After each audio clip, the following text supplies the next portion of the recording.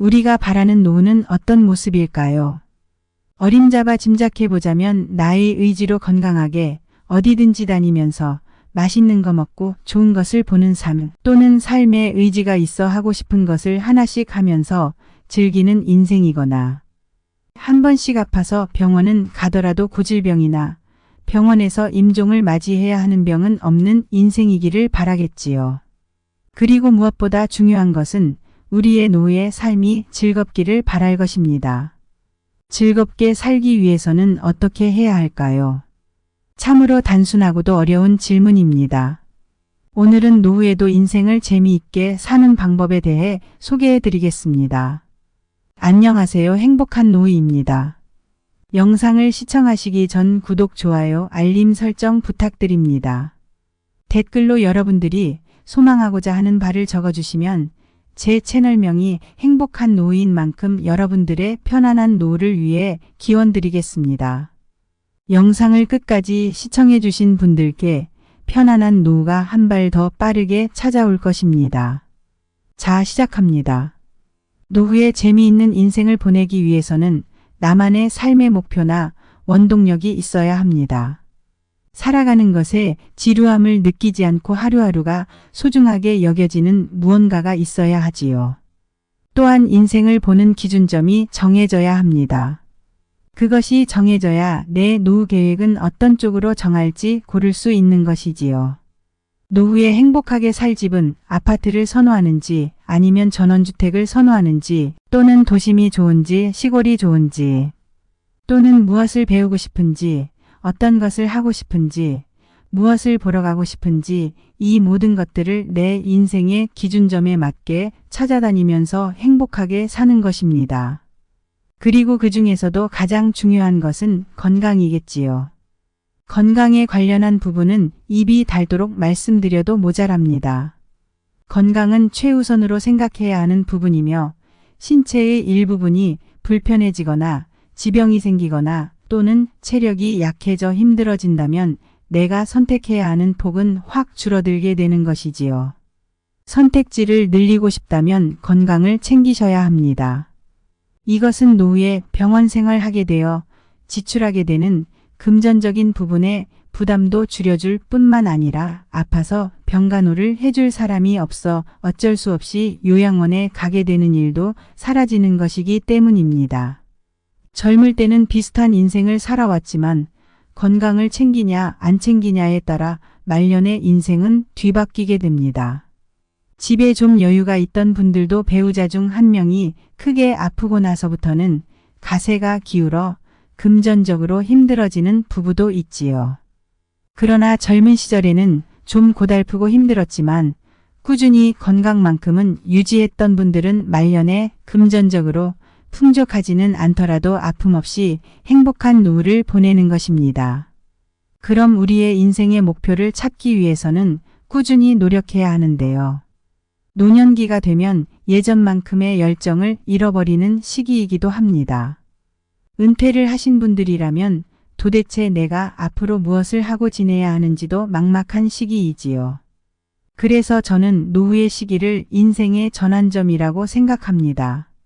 앞으로 내가 어떻게 살아갈 것인지에 대한 진지한 고민을 다시 하게 되는 중요한 시기이지요. 요즘은 100세 시대입니다. 예전의 60세와 현재의 60세는 느낌이 확연히 다릅니다. 인생을 많이 살아왔다고 느끼지만 그만큼 반절의 세월이 남아있지요.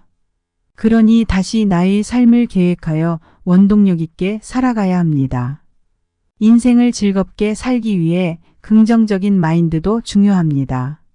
이거에서 뭐하나, 여기 가면 뭐하나, 이거 먹으면 뭐하나 라는 생각을 일단 버리셔야 합니다. 그리고 그것을 행하는 행위 자체를 즐기려고 노력하셔야 합니다. 사실 무슨 행동이든지 간에 호들갑 떨지 않으면 별일이 아닙니다. 그런데 그러다 보면 감정이 무뎌지고 작은 일에도 행복하지 않고 덤덤하게 살게 됩니다. 세상이 회색빛이 되는 것이지요. 내가 다시 소년소녀로 돌아갔다고 생각해 보시고 작고 사소한 일에도 감사하며 살아보십시오. 행복은 사실 먼 곳에 있는 것이 아닙니다. 우리 가까이에 있지요. 내가 어떤 것에 행복할 것이냐, 마음먹느냐에 따라 행복해지고 불행해지고 하는 것입니다. 작은 일에도 행복하고 감사할 줄 알면 인생에서 행복한 순간이 늘어나게 됩니다. 이제 별일에는 행복하지 않고 큰 일이 찾아왔을 때만 행복하다면 나는 행복한 순간이 적은 인생이 되는 것이지요. 덤덤하고 큰 일이 없는 삶은 잔잔하지만 그만큼 크게 가슴 뛰거나 기쁜 일은 없습니다. 그러니 무엇이라도 해보려고 하는 것을 추천드립니다. 귀찮고 피곤하다고 사람들과 어울리는 것을 멀리하지 마시고 함께 하려고 노력해 보시기 바랍니다. 사람은 사람들 속에 있어야 활기차고 힘이 됩니다. 혼자 있다면 스트레스 받을 일은 없지만 그만큼 행복한 일도 없어지는 것이지요.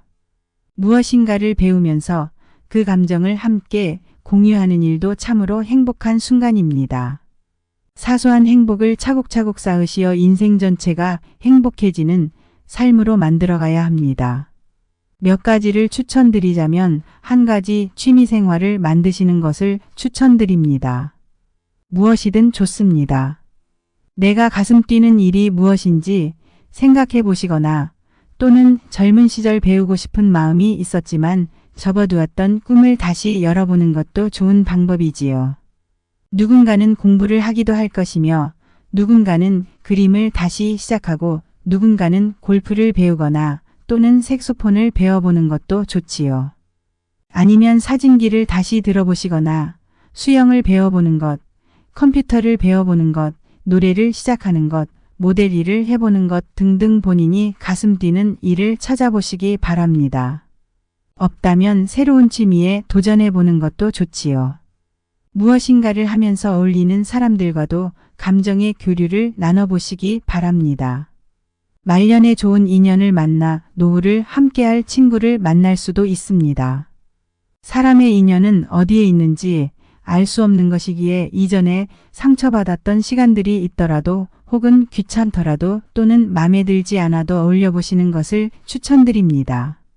그리고 한 가지 더 추천해 드리자면 봉사활동이나 간단한 아르바이트 같은 일을 해보시는 것을 추천드립니다. 돈을 벌기 위해 하라는 말씀이 아닙니다. 내가 사회 구성원으로서 도움이 되는 느낌을 받고자 해보시라고 추천드립니다. 노후에 드는 생각 중에 하나가 나는 이제 무엇을 하나, 내가 어디에 속해야 하나 라는 감정입니다.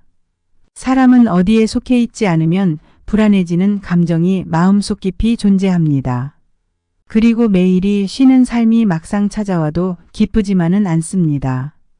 이럴 때 봉사활동을 하며 마음의 안식을 찾으시기 바랍니다.